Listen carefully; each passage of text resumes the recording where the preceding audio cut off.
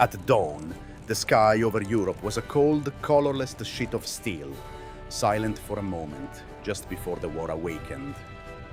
Inside a B-17 Flying Fortress, 10 young men tightened their oxygen masks and checked the guns that might not save them. They had flown this route before. They knew the mathematics of survival, and those numbers were merciless. Every mile deeper into Germany meant fewer fighters beside them, fewer chances to come home. The truth was brutal. America's bombers were flying farther than any escort could reach, and the Luftwaffe knew it. High above the Reich, the air war over Europe had become a deadly equation, one the United States was losing. Crews called this mission suicide runs, yet they climbed into the cold and went anyway, trusting a doctrine already proven wrong. What they didn't know, not yet, was that a solution existed. A design hidden in filing cabinets and dismissed by the very system meant to protect them. A long-range escort fighter that could stay with them all the way to the target and back. A machine that would one day be called the P-51 Mustang, though few believed in it then. History often turns on a single decision. This story begins the moment those decisions failed, until one airplane rewrote the sky. The story of the P-51 Mustang does not begin in an American war room, nor with a grand plan to reshape the air war over Europe. It begins in January 1940, in a quiet office in California, when the world was collapsing faster than anyone could react. France had already fallen. Britain was standing alone against the most powerful air force on Earth. And the Royal Air Force was desperate, not for perfection, but for anything that could fly and fight. Sir Henry Self of the British Purchasing Commission came to North American Aviation with a simple request: build P-40s under license. Nothing more. The United States was not yet in the war, and the company had never built a fighter plane. They produced trainers, solid machines that taught pilots how not to die on their first solo flight. Fighters were another world entirely. High-altitude performance, cutting-edge aerodynamics, engines that could breathe thin air at 25,000 feet. But James Howard Kindleberger, president of North American Aviation, saw an opening. Instead of copying an aging aircraft, he promised something almost impossible. He claimed his team could design and build a brand new fighter, faster, cleaner, more efficient than anything the Allies had, within 120 days. From a blank sheet of paper to a flying prototype in 4 months. It sounded reckless. It sounded arrogant. And it sounded exactly like what the British needed. What Kindleberger did not reveal was that his chief designer, Edgar Schmued, had been waiting for this moment his entire life. Schmued, German-born, self-taught, a mechanic in the First World War, had spent years studying every mistake made by fighters of the era. The drag created by the P-40's radiator. The awkward balance of the P-39. The beautiful but difficult wings of the Spitfire. He believed a fighter should be more than parts bolted together. Every panel should reduce drag. Every surface should carry load. Nothing should be wasted, not even heat. From that philosophy came a radical idea, a laminar flow wing to slice through the air with unprecedented efficiency. A radiator buried inside the fuselage that could generate a touch of thrust instead of drag. A structure built in 5 large sections, so factories could assemble it like a machine, not a handcrafted sculpture. The work began immediately. Engineers slept in the factory. Calculations filled entire walls. The war in Europe worsened by the hour, and 5 men in California worked as if they alone could change its outcome. Remarkably, they came close. In September 1940, the prototype, designated NA-73X, rolled out of the hangar 18 days ahead of schedule. Even sitting still, it looked fast. But early Mustangs carried the Allison engine, a power plant that breathed well at low altitude, but suffocated above 15,000 feet. Over the English Channel or the hedgerows of France, it was brilliant, fast, stable, efficient. Yet at bomber altitudes, where the air war over Europe would be decided, the Mustang struggled. It was a thoroughbred held back by its own lungs. And so, while Britain used it for low-level reconnaissance and ground attack, the United States looked elsewhere. The very fighter that would one day become the world's most important long-range escort fighter entered the war quietly, almost accidentally, still waiting for the engine and the vision that would unlock its destiny. When the first Mustangs arrived in the United States for testing, they should have caused a sensation. They were faster at low altitude than any American fighter in production, cleaner in design, and more efficient in nearly every measurable way. Instead, they sat on the ramp at right field, ignored in the shadow of established programs. The Army Air Forces was already invested, financially, politically, emotionally, in the P-47, the P-38, and the doctrine that bombers could defend themselves. In that rigid worldview, the P-51 Mustang was an outsider, a British-funded experiment with a foreign accent. Test pilots filed lukewarm reports. Not because the aircraft was bad, but because their minds were already made up. They complained about cockpit layout, gun spacing, fuel plumbing, details that sounded technical but masked a deeper truth. The institution simply didn't want a new fighter, and certainly not one designed with British money. It was the first sign of the bureaucratic blindness that would haunt the air war over Europe. The breakthrough came from an unexpected place, a Rolls Royce test pilot named Ronald Harker. After flying an early Mustang in 1940, in 1942, he recognized what right field had missed. The airframe was brilliant, clean, stable, high speed, long-legged.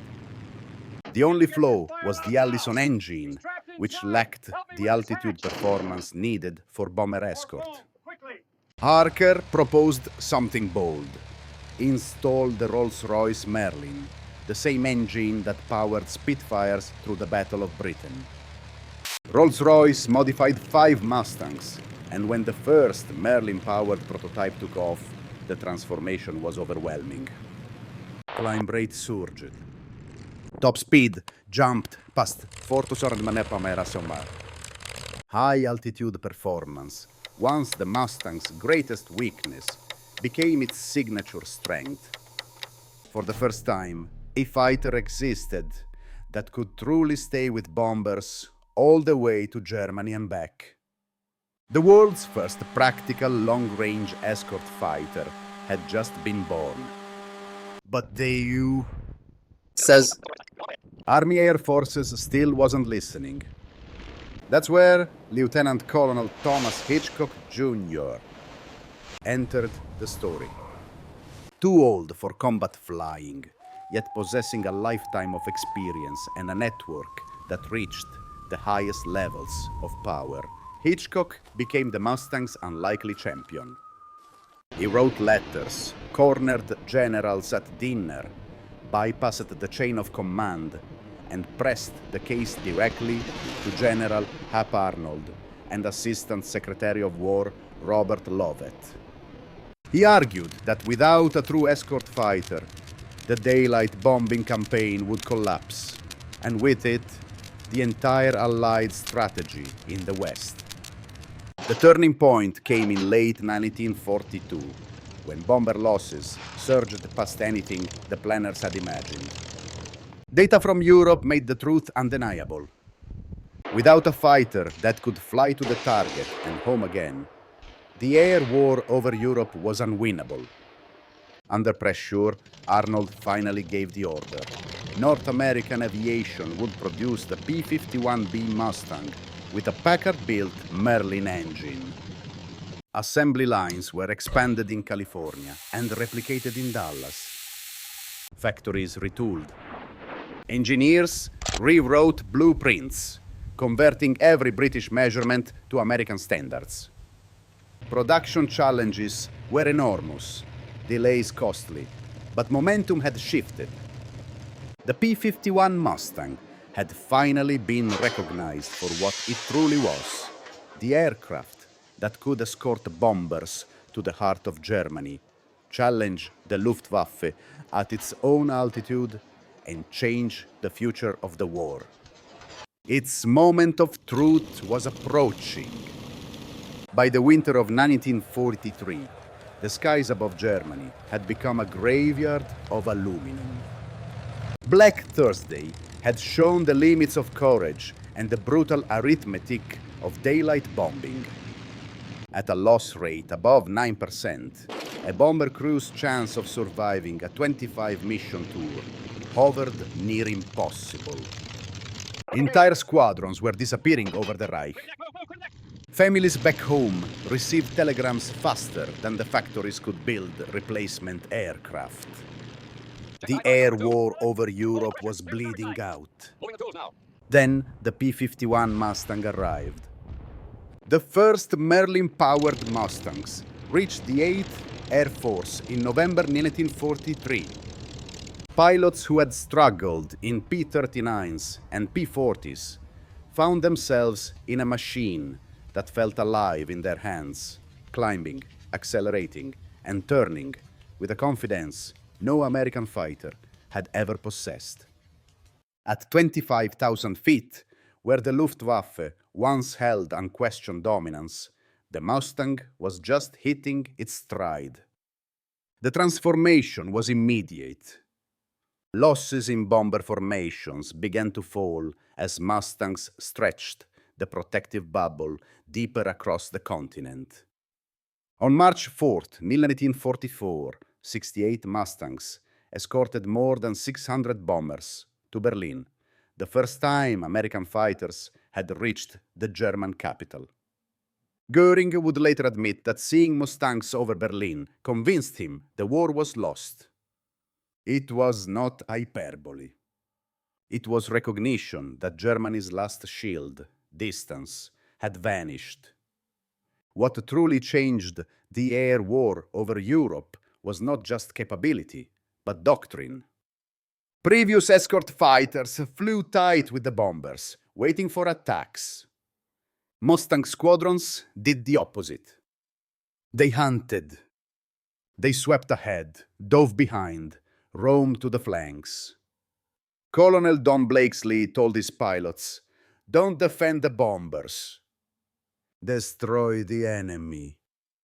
It was a shift from survival to dominance, an offensive posture only a true long-range escort fighter could sustain. The Luftwaffe never recovered. German pilots reported that Mustangs seemed to be everywhere, above them, behind them, even waiting at their airfields. Training programs collapsed under the pressure. Before the Mustang arrived, new pilots received nearly 200 hours of instruction. By mid-1944, many entered combat with fewer than 50 hours. They were boys flying into a storm. They never had a chance to survive. Even Germany's technological gambles failed. The Me-262 jet was fast, revolutionary, and terrifying in the hands of an expert, but it was vulnerable during takeoff and landing. Mustang pilots quickly learned to circle jet bases, catching them at their weakest moments. No breakthrough came. No counter strategy worked. The Mustang was relentless. But victory carried a human cost. Even the best pilots fell. Major George Preddy, one of America's most gifted aces, was killed by friendly fire on Christmas Day 1944. And Thomas Hitchcock, the man who had saved the Mustang from obscurity, died in a crash while testing one, never seeing the triumph he helped create. By the summer of 1944, German skies belonged to the Allies. The Luftwaffe was not simply defeated, it was dismantled, its pilots lost, its training shattered, its airfields scorched. The P-51 Mustang had become the blade that cut the heart out of Germany's air defense, reshaping the course of the war. For the United States, the arrival of the P-51 Mustang was more than a tactical improvement. It was a strategic reckoning, a forced admission that an entire doctrine had been wrong. For years, American planners believed the Flying Fortress could protect itself through tight formations and defensive firepower. In theory, massed machine guns created overlapping zones of destruction. In reality, when waves of German fighters struck with cannon and coordinated tactics, the bombers were torn apart. The doctrine failed not because the crews lacked courage, but because the assumptions behind it were flawed. This failure exposed a deeper truth. Institutions can become blind to their own mistakes. At Wright Field, procurement officers dismissed the Mustang because it was funded by Britain. Others resisted anything that threatened existing programs. The result was tragic.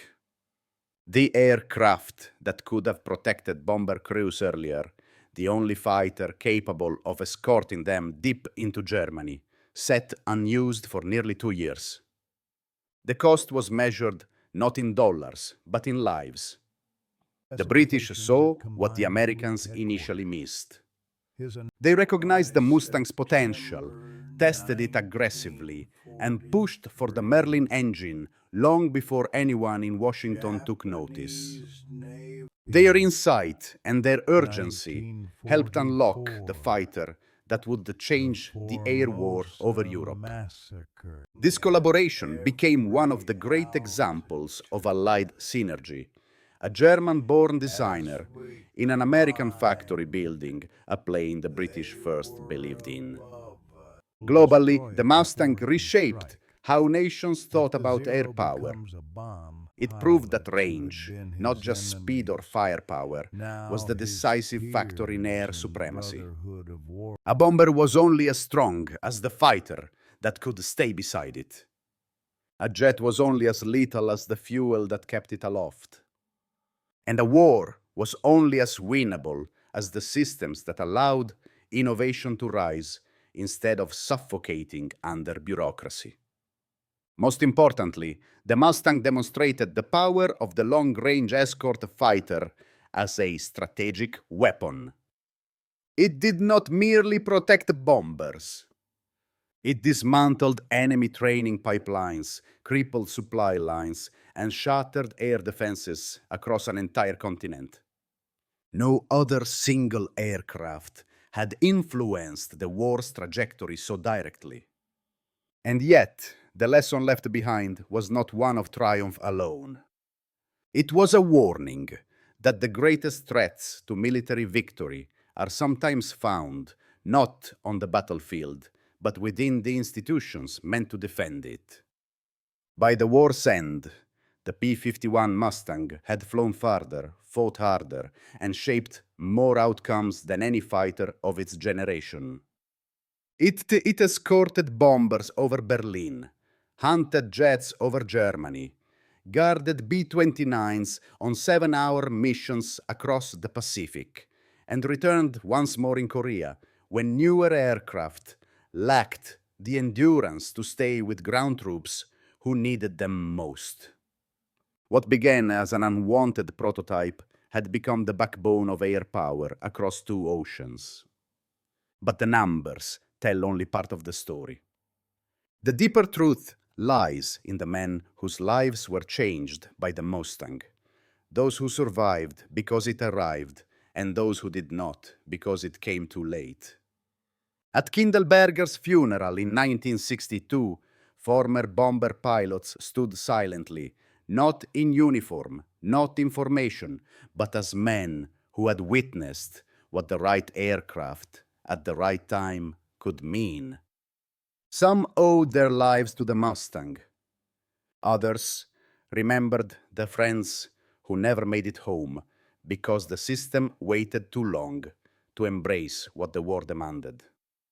In that sense, the air war over Europe offers a lesson far larger than any statistic. It shows how innovation can be slowed, not by the enemy, but by hesitation, pride, and bureaucracy. It reminds us that a brilliant design is useless unless someone is willing to fight for it. And it proves that sometimes the most decisive victories are won long before takeoff, in meetings, in memos, in arguments that shape the tools a nation brings to war.